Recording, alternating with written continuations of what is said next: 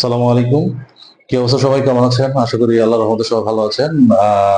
আজকের মতো বরাবরের মতো আজকে চলে আসলাম লাইভ ক্লাসে। তো আজকে আমাদের যে বিষয়টা হচ্ছে অ্যাকাউন্টিং, মানে হিসাব বিজ্ঞান, নবম দশম শ্রেণীর পাশাপাশি একাদশ দ্বাদশ যে স্টুডেন্ট যারা আছে তাদের জন্য আমি একটা টপিক নিয়ে আসছি। সেটা হচ্ছে লেনদেন। তো আমার কথা ক্লিয়ারলি এবং আমার বোর্ড ক্লিয়ারলি দেখা যাচ্ছে কিনা সেটা একটু জানাবেন। তো একটা গুরুত্বপূর্ণ একটা চ্যাপ্টার, হিসাব বিজ্ঞানের একবার শুরুর দিকে যে চ্যাপ্টারটা, এই চ্যাপ্টারটা অল্প সময় আলোচনা করবো ইনশাআল্লাহ। চেষ্টা করবো যে যতটুকু মানে যত সহজে এই চ্যাপ্টারটা শেষ করা যায় এটা নিয়ে আলোচনা করবো। তাহলে নর্মালি কালকে দেখেন আমরা ক্লাসে চলে যাচ্ছি। আমার মানে ভয়েস এবং বোর্ড ক্লিয়ারলি বোঝা যাচ্ছে কিনা একটু কমেন্টে জানাবেন ইনশাআল্লাহ। তো এখন দেখেন এইখানে লেনদেন দুইটা কথা লেখা আছে, লেন আর হচ্ছে দেন। তাহলে লেন মানে এটা কালকে দেখেন দুইটা মিনিং আছে। তাহলে এটা কালকে দেন, দেন মানে হচ্ছে দেওয়া, এটা কালকে দেখেন। তো নর্মালি আমরা একটু কালকে দেখেন লেন মানে হচ্ছে দেওয়া বুঝলাম। তা দেওয়া ইংরেজি একটু কালকে দেখেন যে দেওয়া যেটা আছে এটা বলা হয়, দেওয়াকে বলা হচ্ছে গিভ। তারপর এটা খেয়াল করেন লেন, এটা খেয়াল করে দেখেন তো দেওয়া যদি হয় গিভ তাহলে লেন মানে হচ্ছে নেওয়া। দেওয়ার বিপরীত শব্দ যেটা হচ্ছে এটা খেয়াল করে দেখেন নেওয়া। আর রেডিকাল করে দেখেন এটা গিভের অপোজিট হচ্ছে কি টেক। তো নরমালি রেডিকাল করে দেখেন আমরা এই দুইটা ওয়ার্ড দিয়েই এটা খেয়াল করে দেখেন আমরা এটা সহজে বুঝতে পারতেছি।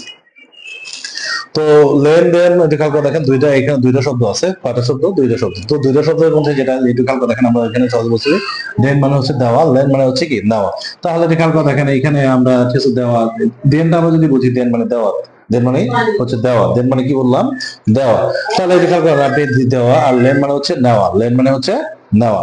তো এই দুইটা রেডিকাল করে দেখেন গিভ এন্ড টেক, ঠিক আছে? রেডিকাল করে দেখেন give and take, give and take. তাহলে নরমালি আমরা এটুকু রেডিকাল করে দেখেন এইটুকু আমরা বুঝলাম।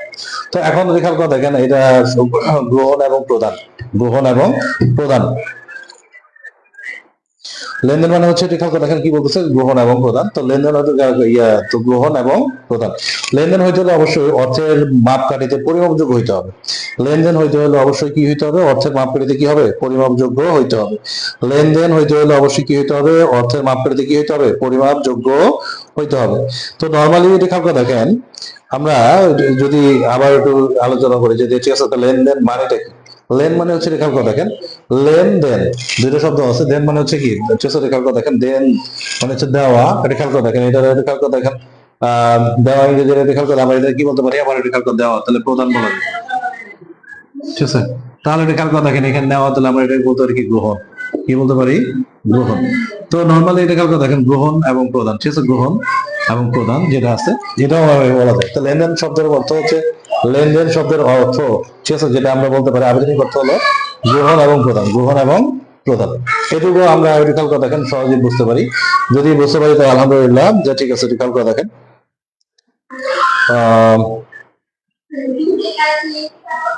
এটা কালকে দেখেন আমরা বুঝতে পারছি কিনা, ঠিক আছে? তো অর্থের মাপকাঠিতে পরিমাপযোগ্য, অর্থের ঠিক আছে, অর্থের আদান প্রদান বা অর্থের মাপকাঠিতে পরিমাপযোগ্য ঘটনা, ঠিক আছে, ঘটনা বা সেবা প্রদান, ঠিক আছে, সেবা আদান প্রদান, সেবা প্রদানের মাধ্যমে কোন প্রতিষ্ঠানের আর্থিক অবস্থার, কোন প্রতিষ্ঠানের আর্থিক অবস্থা। তাহলে রেখার কথা দেখেন লেনদেন হইতে হলে অবশ্যই রেখার কথা দেখেন যে ঘটনাটা হবে রেখার কথা অর্থনৈতিক কর্মকাণ্ডের সাথে, অর্থনৈতিক পরিবর্তন হতে হবে, অর্থনৈতিক। তাহলে না ভালো করে খেয়াল করতে অর্থনৈতিক পরিবর্তন, তাহলে অর্থনৈতিক পরিবর্তন যদি হয় তাহলে খেয়াল করে দেখেন লেনদেন হবে। অর্থনৈতিক পরিবর্তন ছাড়া লেনদেন হবে না। তাহলে একটা খেয়াল করে দেখেন লেনদেন হইতে হলে অবশ্যই কি হবে? অর্থনৈতিক, অর্থের মাপকাঠিতে পরিমাপযোগ্য, অর্থের মাপকাঠিতে পরিমাপযোগ্য। তো লেনদেন হইতে হলে অবশ্যই হইতে হবে কি? অর্থের মাপকাঠিতে পরিমাপযোগ্য কোন, ঠিক আছে? খেয়াল করে দেখেন যেটা আপনার কি করতে পারে? আর্থিক অবস্থা পরিবর্তন ঘটাবে, সেটা কি হবে? লেনদেন হবে। তো নর্মালি খেয়াল করে দেখেন এখানে আমরা এটুকু আমরা যদি বুঝি তাহলে আমাদের জন্য এটা ইজি। তো লেনদেন আমরা বুঝি, লেনদেন হইতে হলে এটা খেয়াল করে দেখেন ঘটনা। তো সকল ঘটনায় খেয়াল করে দেখেন ঘটনা, সকল ঘটনায় কি হবে না? লেনদেন হবে না। দেখা গেছে যে খেয়াল করে দেখেন মালিকের একজন বিশ্বস্ত কর্মচারী মারা গেল, তো সেটা খেয়াল করে দেখেন এটা দুর্ঘটনা হয়েছে, সেটা ঠিক আছে, কিন্তু কথা হচ্ছে যে কি অর্থের মাপকাঠিতে পরিমাপ করা যাচ্ছে না। এটা কি করা যাচ্ছে না? অর্থের মাপকাঠিতে কি করা যাচ্ছে না? পরিমাপ করা যাচ্ছে না। তো সেই জন্য খেয়াল করে দেখেন এটা কি হবে না? লেনদেন হবে না। আবার খেয়াল করে দেখেন এটা যদি লেনদেন হচ্ছে না, সেম হয়েছে খেয়াল করে দেখেন আপনি যদি অর্থের মাপকাঠি যদি পরিমাপযোগ্য যদি না হয় তাহলে এটা খেয়াল করে দেখেন, অর্থের মাপকাঠি যদি পরিমাপযোগ্য না হয় তাহলে কি হবে না, লেনদেন হবে না।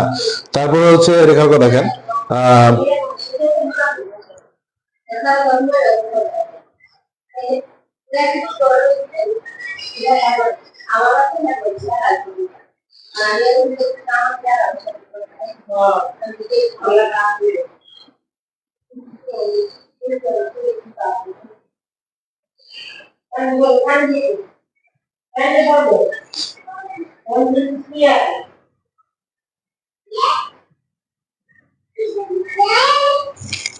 তাহলে দেখা গেল এখানে অর্থের মাপকাঠিতে কি হইতে হবে, পরিমাপযোগ্য হইতে হবে। অর্থের মাপকাঠিতে কি হইতে হবে, পরিমাপযোগ্য হইতে হবে।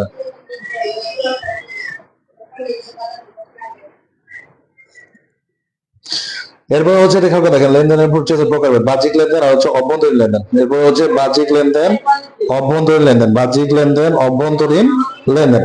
তাহলে দেখা গেল দেখেন বাহ্যিক লেনদেন যেটা, দেখা গেল দেখেন বাহ্যিক লেনদেন বলতে কি বোঝায়,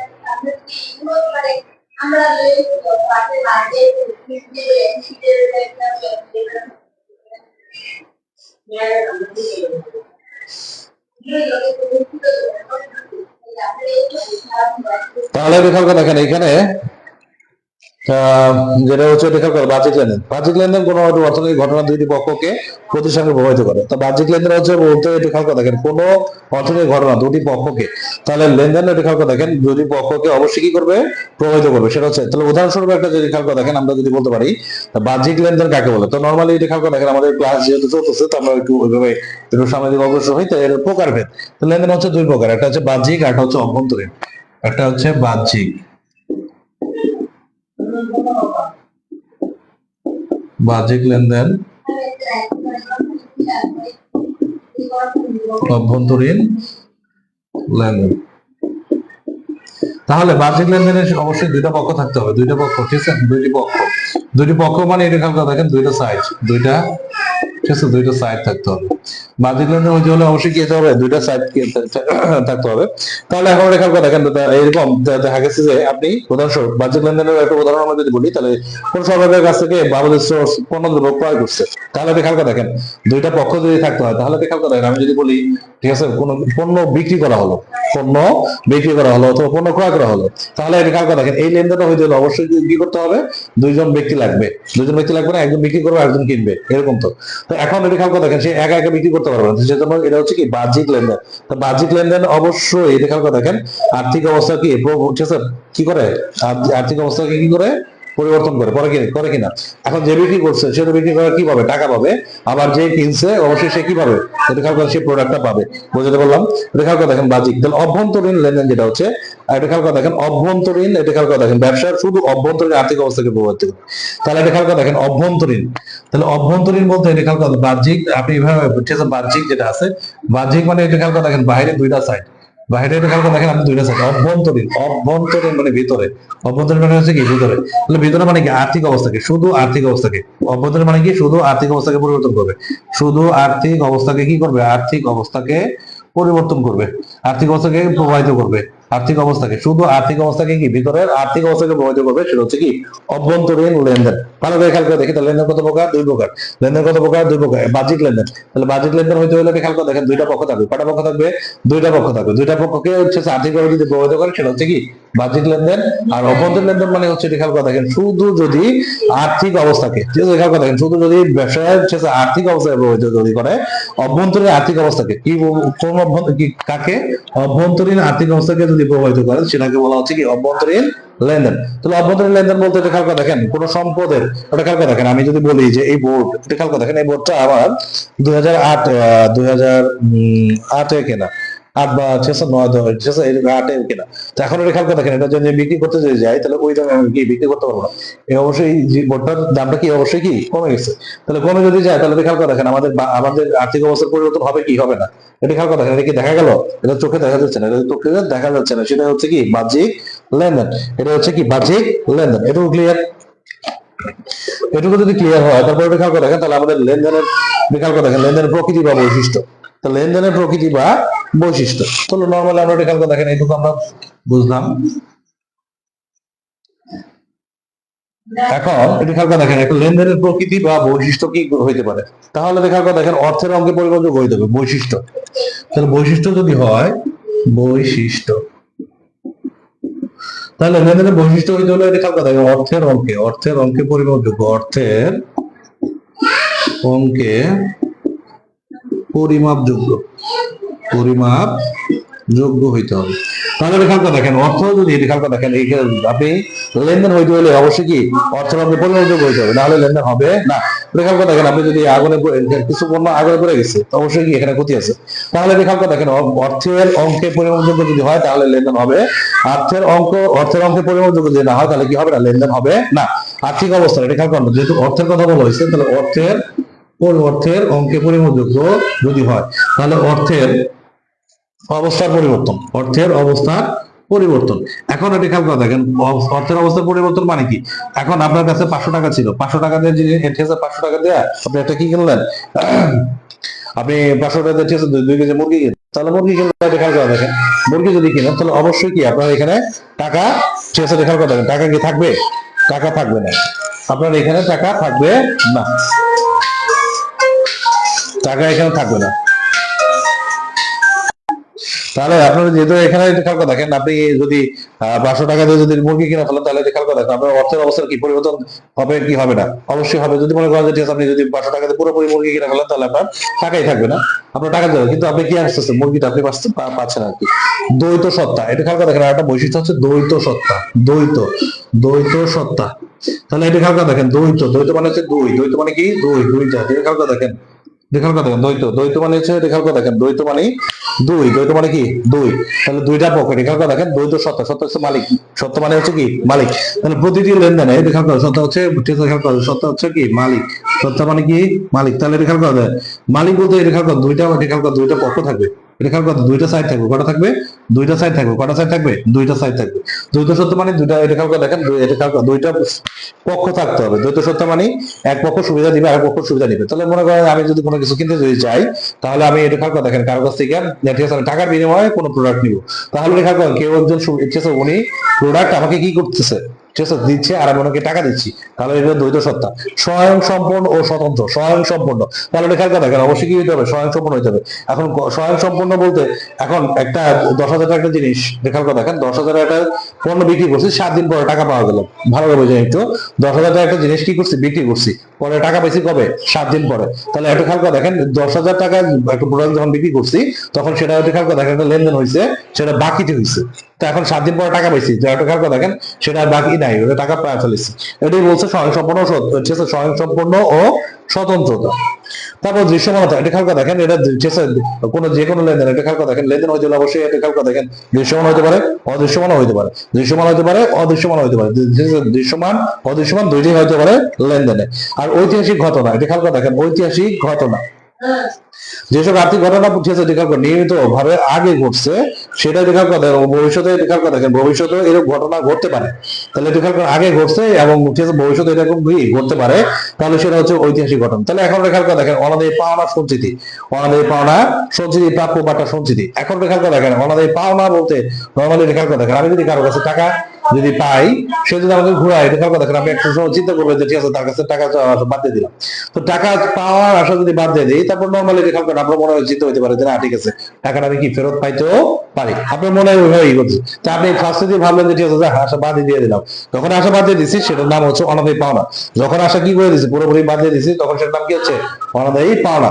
যখন আবার এটা খেয়াল করে দেখেন আমি ভাবতেছি যে ঠিক আছে যেহেতু একটা মোটামুটি টাকা পাই তার কাছে টাকাটা আসতেও পারে, তো সেটা খেয়াল করে দেখেন সেটার নাম হচ্ছে অনাদায়ী পাওনা সঞ্চিতি, অনাদায়ী পাওনা সঞ্চিতি বা খেয়াল করে দেখেন এটা আমরা একটু বুঝলাম। তারপর খেয়াল করে দেখেন হিসাব সমীকরণের হিসাব সমীকরণের প্রভাব বিস্তার, হিসাব সমীকরণ। এখন খেয়াল করে দেখেন আমরা দেখবো হিসাব সমীকরণ। তাহলে হিসাব সমীকরণটা একটু খেয়াল করে দেখেন আমরা একটু দেখি হিসাব সমীকরণ। হিসাব সমীকরণ হচ্ছে খেয়াল করে দেখেন a = l + OE, খেয়াল করে দেখেন l + OE হইতে পারে, আবার অনেক সময় ওই হচ্ছে ই দেয়, তাহলে এটা খেয়াল করে এতে হচ্ছে asset, a for asset, ASSETS assets। তাহলে খেয়াল করে দেখেন এখানে হচ্ছে liabilities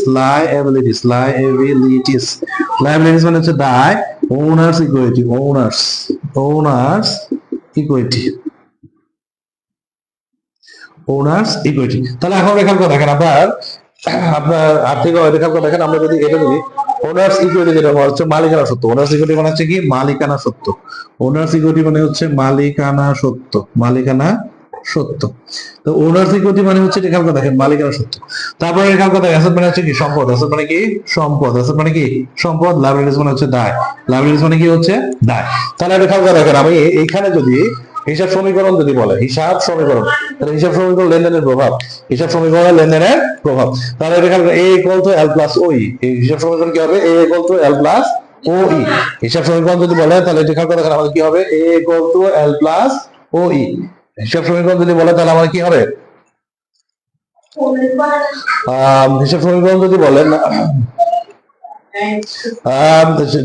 হিসাব সমীকরণ যদি বলে, হিসাব সমীকরণ যদি বলে তাহলে আমাদের কি হবে a equal to l plus o e।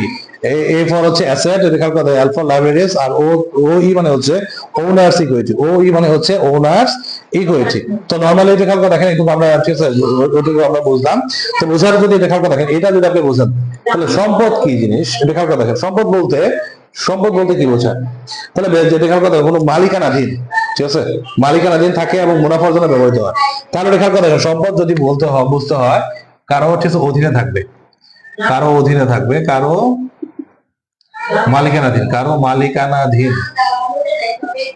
মালিকানাধীন, কারো মালিকানাধীন থাকবে এক। আর দ্বিতীয় কথা হচ্ছে এটা খেয়াল করে দেখেন মুনাফা অর্জনের জন্য ব্যবহৃত হবে, মুনাফা অর্জন কি অর্জনের জন্য, মুনাফা অর্জনের জন্য কি হবে ব্যবহৃত হবে। তাহলে খেয়াল করে দেখেন, তাহলে সম্পদ বলতে আমরা বুঝতেছি কারো মালিকানাধীন থাকবে, আর কি বলবে মুনাফা অর্জন হবে, মুনাফা অর্জনে কি হবে ব্যবহৃত হবে, এটুকু আমরা বুঝলাম। দায় মানে এটা খেয়াল করে দেখেন আমরা সহজেই বলতে পারি, এটা খেয়াল করে দায় মানে যেটা দিতে হবে, যেটা অন্যকে, যেটা অন্যকে দিতে হবে, যেটা অন্যকে দিতে হবে সেটা হচ্ছে কি দায়, যেটা অন্যকে দিতে হবে সেটা হচ্ছে কি দায়। তাহলে মালিকানা সত্য, তাহলে রেখাল করে দেখেন মোট, রেখাল করে দেখেন ব্যবসার মোট সম্পত্তি থেকে তৃতীয় পক্ষের দাবি, রেখাল করে ব্যবসার মোট যে সম্পত্তি আছে এটা থেকে তৃতীয় পক্ষের দাবি, তাহলে তৃতীয় পক্ষের দাবি বা অবশিষ্ট যা থাকে সেটা হচ্ছে মালিকানা সত্য। তাহলে ভালো করে খেয়াল করে দেখেন মালিকের যে দাবি, মোট সম্পদের উপর মালিকের যে দাবি তা হচ্ছে মালিকানা সত্য, মোট সম্পদের উপর মালিকের যে দাবি সেটা হচ্ছে মালিকানা সত্য। কি বললাম মোট সম্পদের উপর মালিকের দাবি, তাহলে মালিকের দাবি এখানে বলতে পারি মালিকের দাবি। তো মোট সম্পদের উপর মালিকের দাবি যেটা আছে সেটা হচ্ছে মালিকানা সত্ত্ব। তাহলে আমি ভালো করে খেয়াল করে দেখি সম্পদ যদি হইতে হয় তাহলে অবশ্যই কি হইতে হবে, সম্পদ হইতে হবে কারো মালিকানাধীন থাকতে হবে এবং মুনাফা অর্জনে সেটা ব্যবহৃত হবে। তাহলে সম্পদ হইতে হলে কি হইতে হবে মুনাফা অর্জনে, এটা খেয়াল করে দেখেন মালিকানাধীন হইতে হবে, ঠিক আছে মুনাফা অর্জনে সেটা কি হইতে হবে ব্যবহৃত হইতে হবে। দেন হচ্ছে এটা খেয়াল করে দেখেন লাইবিলিটিস মানে হচ্ছে দায়, যেটা অন্যকে দিতে হবে। আপনি যদি কারো কাছে ঋণ যদি নেন অবশ্যই সেটা আপনাকে টাকা পরিশোধ করতে হবে, সেটা হচ্ছে আপনার কি দায়, যেটা আপনাকে পরিশোধ করতেই হবে সেটা হচ্ছে কি দায়, যেটা আপনাকে পরিশোধ করতে হবে সেটা হচ্ছে আপনার কি দায়, এটা হচ্ছে লাইবিলিটিস। তারপরে খেয়াল করে দেখেন ওনার্স ইকুইটি মানে কি মালিকের দাবি। তাহলে এখন খেয়াল করে দেখেন মালিক কিভাবে হয়, তাহলে আপনি ব্যবসা যদি ইনভেস্ট যদি করেন, এটা ভালো করে খেয়াল করে দেখেন ব্যবসা যদি আপনি ইনভেস্ট যদি করেন তাহলে আপনি কি হতে পারবেন মালিক হতে পারবেন, ব্যবসা ইনভেস্ট করলে কি হতে পারবেন মালিক হতে পারবেন, ব্যবসা ইনভেস্ট করলে কি হতে পারবেন মালিক হতে পারবেন। তাহলে এটা খেয়াল করে দেখেন আমরা এখন একটু খেয়াল করেন এটা আর একটু ডিটেইলস যদি একটু ফার্স্ট পারসন সেকেন্ড পারসন এটা দিয়ে আমরা যদি শিখি তাহলে এটা খেয়াল করে দেখেন আর ক্লিয়ারলি হবে। তাহলে এটা খেয়াল করে দেখেন আমরা নরমালি জানি যে পারসন তিন প্রকার, ঠিক আছে নরমালি জানি কি আমরা ইংরেজি পড়াবো না, এটা খেয়াল করে দেখেন পারসন তিন প্রকার। পারসন কত প্রকার তিন প্রকার। একটা হচ্ছে খেয়াল করে দেখেন first person, first person normally আমরা জানি এটা খেয়াল করে দেখেন আই, এটা খেয়াল করে দেখেন আই মানে কি, এটা খেয়াল করে আমরা আই মানে কি আমি, এটা খেয়াল করে দেখেন। তারপর হচ্ছে সেকেন্ড পারসন, তাহলে আমরা জানি ইউ তুমি। থার্ড পারসনের মধ্যে নরমাল আমরা খেয়াল করে দেখেন আমরা জানি হি শি ইট, এইগুলো আমরা জানি।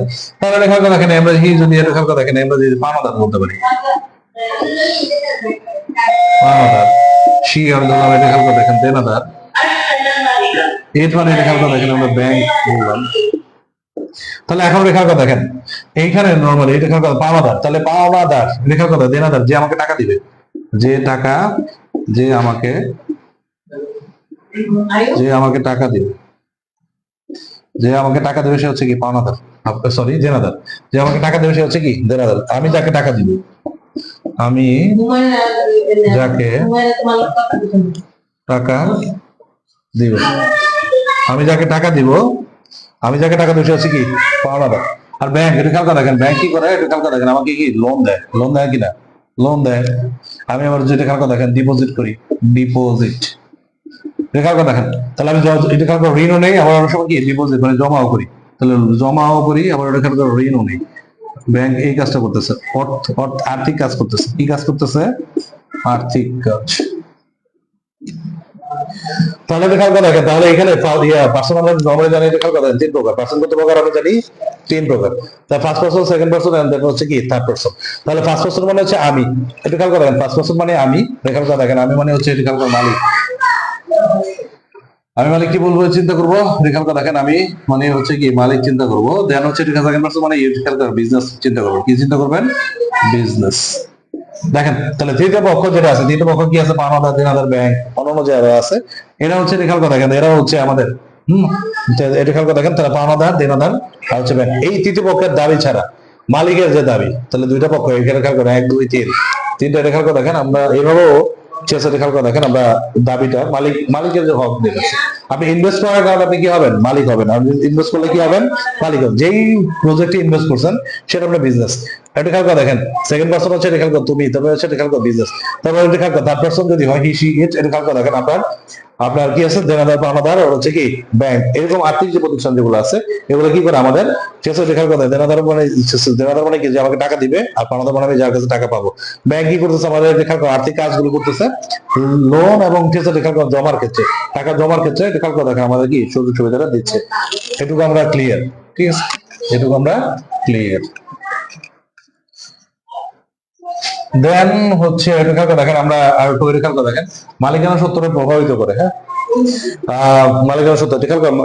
তাহলে এটা খেয়াল করে এইটুকু আমরা যদি বুঝি তাহলে মালিকের বিনিয়োগ, আয়, উত্তোলন, ব্যয় বা খরচ। যদি খেয়াল করে দেখেন, আমরা যদি এটা খেয়াল করে দেখেন তাহলে এটা খেয়াল করে হিসাব সমীকরণের বর্ধিত রূপ যদি বলি, হিসাব সমীকরণের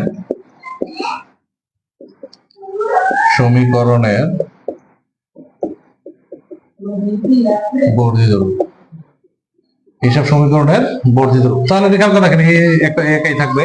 তাহলে নরমালি এটা খেয়াল করে দেখেন তাহলে এখানে আরেকটা কি ছিল? এল ছিল, এল প্লাস, তারপরে খেয়াল করে দেখেন আমাদের C minus D, C minus D হচ্ছে C minus D, C minus D plus আর মাইনাস ই, মাইনাস ই। তাহলে খেয়াল করে দেখেন এখানে আপনি এইভাবে সহজে একটু খেয়াল করে দেখেন এটা বর্ধিত রূপ, হিসাব সমীকরণের বর্ধিত রূপ। এটা কোশ্চেন অনেক সময় আসে যে হিসাব সমীকরণের বর্ধিত রূপ ব্যাখ্যা করো। এটা খেয়াল করে যেহেতু আমাদের খেয়াল করে সংক্ষিপ্ত প্রশ্ন থাকে তো এটা অনেক সময় কোশ্চেন করো। তাহলে খেয়াল করে দেখেন সি মানে হচ্ছে খেয়াল করে দেখেন এটা হচ্ছে ক্যাপিটাল, সি মানে কি ক্যাপিটাল, ক্যাপিটাল মানে কি মূলধন, ক্যাপিটাল মানে হচ্ছে মূলধন। তাহলে ডি মানে হচ্ছে drawings, D R A W I, drawing, drawing মানে হচ্ছে খেয়াল করে দেখেন উত্তোলন, ড্রয়িং মানে কি উত্তোলন। আর ওটা খেয়াল করে দেখেন এখানে হচ্ছে revenue, revenue, revenue, revenue, revenue মানে হচ্ছে আয়, রেভিনিউ মানে হচ্ছে আয়। এটা খেয়াল করে এটা হচ্ছে এক্সপেন্স, তাহলে এটা কি হবে? ব্যয় হবে। এক্সপেন্স মানে কি হবে? ব্যয়। তাহলে নরমালি খেয়াল করে দেখেন আমরা যদি খেয়াল করে হিসাব সমীকরণের বর্ধিত রূপ যদি বলি তাহলে এটা খেয়াল করে দেখেন আপনি একটা জিনিস খেয়াল করবেন যে এটা সহজে বুঝবেন। এটা অনেকের কাছ থাকে এটা খেয়াল করে দেখেন মূলধন যদি আসে, বুঝছেন একটু মূলধন যদি আসে তাহলে এটা খেয়াল করে আমার টাকা বাড়ে না কমে? মূলধন যদি আসে তাহলে এটা খেয়াল করে আপনার ঠিক আছে খেয়াল করে দেখেন মালিকানা সত্ত্ব বাড়ে, মালিকানা সত্ত্ব কি বাড়ে। ড্রয়িংস মানে খেয়াল করে দেখেন আপনি টাকা উঠে ফেলেছেন, অবশ্যই কি কমে। তাহলে যেটার মাধ্যমে এটা খেয়াল করে মূলধনের মাধ্যমে আপনার টাকা ব্যবসায় বাড়ে তাহলে কি হয়? প্লাস হয়। তারপরে খেয়াল করে ড্রয়িংস এর মাধ্যমে আপনার টাকা কমে সেটা কি হয়? মাইনাস হয়। সেম ভাবে এটা খেয়াল করে রেভিনিউ, আয়ের মাধ্যমে আপনার টাকা বাড়ে তাহলে কি হবে? প্লাস হবে। এক্সপেন্সের মাধ্যমে এটা খেয়াল করে ব্যয়ের মাধ্যমে টাকা কমে তাহলে কি হবে? মাইনাস হবে। তাহলে এখন খেয়াল করে দেখেন কোনটা বাড়বে এটা খেয়াল করে দেখেন। তাহলে ক্যাপিটাল মানে এটা খেয়াল করে ব্যবসা যদি আপনি মূলধন যদি নিয়ে আসেন তাহলে আপনার টাকা কি বাড়বে, সরি ব্যবসা যে টাকা নিয়ে আসেন রেখাল করে আপনি যেটার মতো মালিক হয়েছেন কি হবে? প্লাস।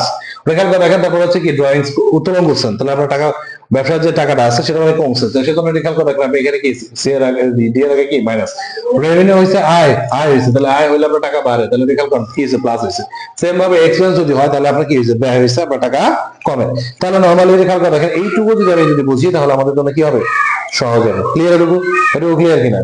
এটুকু ক্লিয়ার না? তো আর বেশি খেয়াল করে দেখেন, আর বেশিক্ষণ ওইভাবে আর ক্লাসটা নিব না, একটু অল্প একটু সময় আমরা দেখবো, দেখার পরে আমরা রেখে দিই। তো এখন খেয়াল করে দেখেন আমরা এটুকু বুঝলাম। তো বোঝার পরে এখন হিসাব সমীকরণের লেনদেনের প্রভাব যেটা আছে এইটা একটু নিয়ে একটু আলোচনা করি। দেখেন একটু, তো হিসাব সমীকরণের লেনদেনের প্রভাব যেটা আছে, তো নর্মালি খেয়াল করে দেখেন আমরা কিছু এন্ট্রি নিয়ে কাজ করতে, নগদ 5,000 টাকা নিয়ে ব্যবসা শুরু করা হলো। ভালোভাবে খেয়াল করে দেখেন, নগদ 5,000 টাকা নিয়ে ব্যবসা শুরু করেছি। তাহলে নগদ টাকা নিয়ে যদি ব্যবসা শুরু যদি করা হয়, তো নগদ মানে কি খেয়াল করে দেখেন, এইখানে নগদ টাকা তাহলে সম্পদ, নগদ টাকা হচ্ছে কি সম্পদ, নগদ টাকা হচ্ছে সম্পদ, ব্যবসা শুরু করা হয়েছে। তাহলে খেয়াল করে দেখেন নগদ টাকা হচ্ছে কি সম্পদ। তাহলে সম্পদের আমরা খেয়াল করে দেখেন নগদ টাকা আমাদের হচ্ছে কি সম্পদ। তাহলে নগদ টাকা আমাদের সম্পদ যদি হয়, তাহলে সম্পদ মানে কি এ, সম্পদ মানে কি এ। তাহলে খেয়াল করেন একটা লেনদেনে কটা পক্ষ থাকবে? দুইটা পক্ষ থাকবে। একটা লেনদেন দ্বৈত সত্য মানে একটা লেনদেনে কটা পক্ষ থাকবে? দুইটা পক্ষ, এল প্লাস ওই। তাহলে এখন খেয়াল করে দেখেন ও ই যা হয়েছে, তাহলে এখানে আপনি কি করতে পারেন সম্পদ। তাহলে এটা খেয়াল করেন এই সমান এল প্লাস ওই। তাহলে আর নগদ টাকা নিয়ে ব্যবসা শুরু করা হয়েছে, তার নগদ টাকা বাড়ছে। এটা খেয়াল করে দেখেন, আমি বললাম ব্যবসা শুরু করলে মালিকানা সত্য, খেয়াল করে দেখেন মালিকের অধিকার, মালিকের অধিকার হওয়ার মতো একটা অ্যাবিলিটি তৈরি হয়, মালিকের অধিকার পাওয়ার মতো একটা কি হয় অ্যাবিলিটি হয়। তাহলে মালিক উনি ওনার সিকিউরিটি কি বাড়ছে, ওনার সিকিউরিটি কি হয়েছে বাড়ছে। তাহলে খেয়াল করো সম্পদ বাড়ছে, তাহলে প্লাস হয়েছে, সম্পদ বাড়ছে প্লাস হয়েছে। সেম ভাবে খেয়াল করে দেখেন ওনার সিকিউরিটি বাড়ছে, ঠিক আছে, সেটা কি হয়েছে প্লাস হয়েছে। ধারে, ঠিক আছে, ধারে ক্রয়, ধারে যন্ত্রপাতি ক্রয়। তাহলে ভালো করে খেয়াল করে দেখেন ধারে আপনি কি করছেন যন্ত্রপাতি কিনছেন। তাহলে ধারে যদি কিনেন টাকা দিচ্ছেন দেন নাই, তাহলে যদি টাকা দেন নাই টাকা দিতে হবে। তো টাকা যদি দিতে যদি হয় তাহলে এটা খেয়াল করেন দায় বাড়ছে। টাকা যদি দিতে হয় তাহলে আমার কি বাড়ছে? দায় বাড়ছে। কি বাড়ছে? দায় বাড়ছে। এখন খেয়াল করেন যন্ত্রপাতি ক্রয়, ধারে যন্ত্রপাতি ক্রয়, ধারে যন্ত্রপাতি ক্রয়। তো ধারে যন্ত্রপাতি যদি কিনি তাহলে যন্ত্রপাতি কি আমার সম্পদ না? তাহলে খেয়াল করে দেখেন যন্ত্রপাতি ক্রয় মানে তাহলে আমার সম্পদও বাড়ছে। বুঝছেন কিনা? তো সম্পদ কি বাড়ছে। তাহলে খেয়াল করে দেখেন প্রদেয় হিসাব পরিশোধ, প্রদেয় মানে এটা খেয়াল করে যেটা দিতে হয়, প্রদেয় মানে এটা খেয়াল করে দেখেন পাওনাদাররাই বলে প্রদেয় হচ্ছে, পাওনাদারকে পরিশোধ, পাওনাদারকে কি পরিশোধ বা প্রদেয়কে পরিশোধ। পরিশোধ দিলে খেয়াল করে দেখেন, আপনি চিন্তা করে দেখেন প্রদেয়কে পরিশোধ, প্রদেয়কে পরিশোধ, প্রদেয়কে যদি আপনি পরিশোধ যদি করেন তাহলে খেয়াল করেন আপনার টাকা আসছে না গেছে? ভালো করে খেয়াল করতে দেখি, টাকা গেছে। তো টাকা গেছে মানে কি সম্পদ কমছে না? সম্পদ কি কমছে। তাহলে আপনি যারা দিচ্ছেন সে এটা খেয়াল করে দেখেন, আপনি যারা দিচ্ছেন সেও তো কি কমছে, সে কমছে না? সেও কমছে। নগদ টাকা কমছে, পাশাপাশি কি সম্পদও কমছে। তারপরে খেয়াল করেন নগদে বেতন পরিশোধ, কি করছেন? বেতন দিচ্ছেন। তাহলে আপনি খেয়াল করেন বেতন যদি দেন, বেতন পরিশোধ, ভালো করে খেয়াল করে দেখি বেতন পরিশোধ, বেতন পরিশোধ। তাহলে বেতন যদি পরিশোধ করেন নগদ টাকা আসে না গেছে? বলেন, নগদ টাকা যায়, নগদ টাকা বেতন পরিশোধ করলে নগদ টাকা যায়। এখন বেতন দিচ্ছেন কোথা থেকে? এটা খেয়াল করে দেখেন এই যে ওনার সিকিউরিটি বাড়ছে না কমছে? বলেন তো দেখি। ওনার সিকিউরিটি মানে মালিকানা সত্য, ওনার সিকিউরিটি মানে কি মালিকানা সত্য। তো বেতন দেওয়ার কারণে এটা খেয়াল করে দেখেন, বেতন দেওয়ার কারণে আপনার মালিকানা সত্য কি কমছে। মালিকের এটা খেয়াল করে দেখেন, তাহলে মালিকানা সত্য মানে হচ্ছে মূলধন। আপনি যদি ব্যবসা থেকে যদি টাকা নিয়ে খেয়াল করে দেখেন বেতন দিবেন কিভাবে?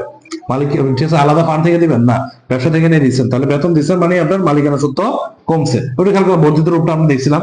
তাহলে ওটা খেয়াল করে এক্সপেন্স ছিল, শেষে কি ছিল? ই ছিল। এর আগে এটা খেয়াল করে দেখেন, এর আগে কি ছিল? আর ছিল। এর আগে এটা খেয়াল করে দেখেন মাইনাস ছিল, এর আগে কি ছিল? সি ছিল। এটুকু ছিল। তাহলে এই যে এক্সপেন্স না, এটা হচ্ছে কি ব্যয়। তাহলে মালিকানা সত্য কি কমাইছে। তো সেম ভাবে খেয়াল করে দেখেন, তারপরে হচ্ছে একটি সম্পদ বলে একটা সম্পদ দেখার দরকার নেই, নগদে আসবাবপত্র। তাহলে এবার খেয়াল করে দেখেন আসবাবপত্র, আসবাবপত্র যদি কিনেন তাহলে আপনার সম্পদ বাড়ছে, সম্পদ কি বাড়ছে। সেম ভাবে খেয়াল করে দেখেন সম্পদ বাড়ছে, এটা খেয়াল করে দেখেন নগদে আসবাবপত্র কিনছেন, নগদে কি বললো, নগদে নগদে নগদে আসবাবপত্র। তাহলে খেয়াল করে দেখেন, আপনি ভালো করে খেয়াল করে দেখেন এখানে দুইটা এন্ট্রি হয়েছে, তাহলে সম্পদ একটা বাড়ছে আর নগদ টাকাও একটা কিন্তু সম্পদ, তাহলে কিন্তু সম্পদ কি নগদ টাকা কমছে, নগদ টাকা কমছে, আসবাবপত্র এটা বাড়ছে, আসবাবপত্র কি বাড়ছে। তারপর খেয়াল করে দেখেন এরপরে বলছে মালিক কর্তৃক ব্যক্তিগত ঋণ পরিশোধ, মালিক কি করছে? ঋণ পরিশোধ করছে। তার ঋণ যদি পরিশোধ করে তাহলে ভালো করে খেয়াল করে দেখেন ঋণ পরিশোধ করলে ঋণ মানে হচ্ছে কি দায়, তার দায় পরিশোধ করছে কমছে। তাহলে ব্যক্তিগত ভাবে পরিশোধ করছে, এটা খেয়াল করে দেখেন। তাহলে এটা খেয়াল করে দেখেন এখানে কি হবে? তাহলে এখানে এটা খেয়াল করে দেখেন এটা টাকা আপনি দিয়ে দিচ্ছেন না, তো মালিকানা সত্ত্ব কি কমছে, মালিকানা সত্ত্ব কমছে। মালিকানা সত্ত্ব খেয়াল করে দেখেন, তাহলে এটা খেয়াল করে দেখেন এইখানে মালিকানা সত্ত্ব যদি বাড়ে, ঠিক আছে, ইয়ার মধ্যে মালিকানা সত্ত্ব, সরি, মালিক কর্তৃক ব্যক্তিগতভাবে ঋণ পরিশোধ, মালিক কর্তৃক ব্যক্তিগতভাবে ঋণ পরিশোধ, তাহলে দায় কমছে। আবার একটু দেখি, মালিক কর্তৃক ব্যক্তিগতভাবে যদি দায় পরিশোধ যদি করা হয় তাহলে দায় কমছে, ঠিক আছে, দায় কমবে। আর দ্বিতীয় কথা হচ্ছে যেটা খেয়াল করেন, মালিক যেটা দিবে, মালিক যেটা দিবে সেটা হচ্ছে, মালিক যেটা দিবে সেটা হচ্ছে কি মূলধন, মালিক যেটা দিবে সেটার নাম কি মূলধন। তাহলে মালিকানা সত্ত্ব বাড়ছে, মালিকানা সত্ত্ব কি বাড়ছে। তাহলে আবার একটু দেখি, তাহলে যদি ঋণ যদি পরিশোধ যদি করে, ভালো করে একটু খেয়াল করি, ঋণ পরিশোধ করছেন, তাহলে আপনি ঋণ করছেন বলে দিতে হবে। ঋণ, আপনি ঋণের টাকাটা আপনি অবশ্যই কাউকে দিবেন। যদি কাউকে যদি দেন তাহলে অবশ্যই কি হবে, সেটা কি হবে, মাইনাস হবে। আর যেহেতু মালিক যদি ব্যক্তিগতভাবে কোনো কিছু দেয় সেটা কি হয়ে যাবে, মূলধন হয়ে যাবে। কি হয়ে যাবে, মূলধন হয়ে যাবে। বাকিতে পণ্য ক্রয়, ভালো করে খেয়াল করি, বাকিতে পণ্য ক্রয় নর্মাল আমরা একটু খেয়াল করে দেখেন, বাকিতে যদি কিনি তাহলে আমাদের কি হয়, বাকিতে যদি আমাদের কি কোনো কিছু যদি কিনে তাহলে টাকা দিতে হবে তাকে। তাহলে এটা খেয়াল করে দেখেন, পাওনাদারের পরিমাণ এখানে বাড়বে, পাওনাদারের পরিমাণ এখানে কি বাড়বে। আর হচ্ছে এটা খেয়াল করে দেখেন, এটা যেহেতু ব্যয়, তাহলে মালিকের সাথে খেয়াল করে দেখেন, ওই টাকা অবশ্যই কি পরিশোধ করতে হবে একটা সময়, তাহলে মালিকের সত্ত্ব কমবে, মালিকের সত্ত্ব কি কমবে। তারপরে একটু, তারপরে খেয়াল করে দেখেন 20,000 টাকা ঋণ, 20,000 টাকা ঋণ নিয়ে প্রদেয় হিসেবে পরিশোধ, 20,000 টাকা ঋণ নিয়ে প্রদেয় হিসেবে পরিশোধ করছে। তাহলে এটা খেয়াল করে দেখেন, একদিকে ঋণ পরিশোধ করছি, আবার একদিকে একটা দায় বাড়ছে, একদিকে ঋণ পরিশোধ করছি, একদিকে দায় বাড়ছে। তারপরে আর একটা উদাহরণ আমরা দিয়ে শেষ করবো ইনশাল্লাহ। মালিক কর্তৃক পণ্য উত্তোলন, ভালো করে খেয়াল করে দেখি, মালিক কর্তৃক পণ্য উত্তোলন, তাহলে মালিক যদি পণ্য উত্তোলন যদি করে তাহলে কি মাইনাস করতে হবে, মালিকের সত্ত্ব কমছে, মালিকের সত্ত্ব কমছে। তারপরে এটা খেয়াল করে দেখেন, এখানে ঠিক আছে, আর একটা যে জিনিসটা খেয়াল করতে হবে, আবার এটা খেয়াল করে দেখেন, ডাবল আসবে, একবার হবে যোগ, একবার হবে কি মাইনাস। কারণ মালিক যখন কি, এটা খেয়াল করে দেখেন, মালিকের সাথে ব্যবসার যে সম্পর্ক যেটা আছে, এটা হচ্ছে, এটা খেয়াল করে দেখেন, এটা ঠিক আছে, অবশ্যই ঠিক আছে, মালিক নিজের ব্যবসা প্রতিষ্ঠান সেটা ঠিক আছে, কিন্তু অবশ্যই নিজে মালিককে ব্যবসা থেকে কি আলাদা চিন্তা করতে হবে। তাহলেই এটা খেয়াল করে দেখেন, আপনারা এটা সহজে বুঝবেন। ক্লিয়ার? আজকে ঠিক আছে, এতটুকুই পর্যন্ত থাকুক ইনশাল্লাহ। এটা আবার ডিটেলস নিয়ে আগামী ক্লাসে আসবো ইনশাল্লাহ। আসসালামু আলাইকুম ওয়া রাহমাতুল্লাহি ওয়া বারাকাতুহু। সবাই ভালো থাকেন, লাইভটা শেয়ার করে দিবেন ইনশাল্লাহ।